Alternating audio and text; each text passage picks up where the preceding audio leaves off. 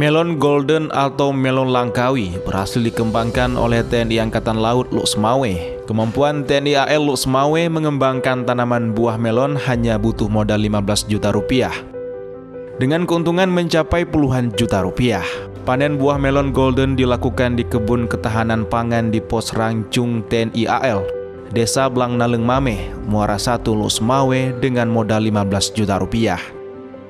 Kebun melon ini digarap di tanah kosong dengan panjang 85 meter dan lebar 35 meter.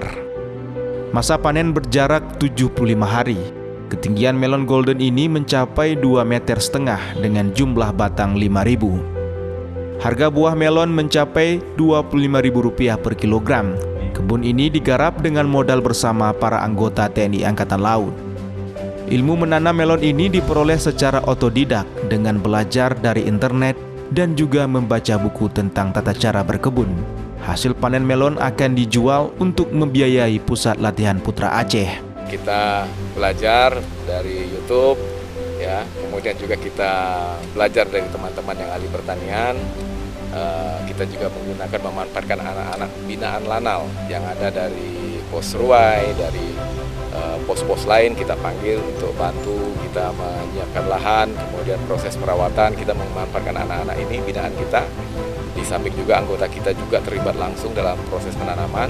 Kami dari Ibu Jala Senasri sangat mendukung program ketahanan pangan dari Lanal Lok Sumawe. Tentunya dari awal program ini kami juga turut serta dalam proses pembibitan, kemudian penanaman, sampai hari ini kami ikut serta dalam proses panen golden melon. Dalam 2 bulan lebih, melon golden sudah bisa dipanen. Dari proses pematangan lahan kurang lebih 10 hari dan kemudian pembibitan 65 hari. Satu tanaman bisa 4 hingga 5 buah melon golden. Panen raya ini merupakan suatu bentuk kerja nyata prajurit Lanal Lok Sumawe berbakti untuk masyarakat di Aceh. Dari Kabupaten Aceh Utara, Armia Jamil iNews melaporkan.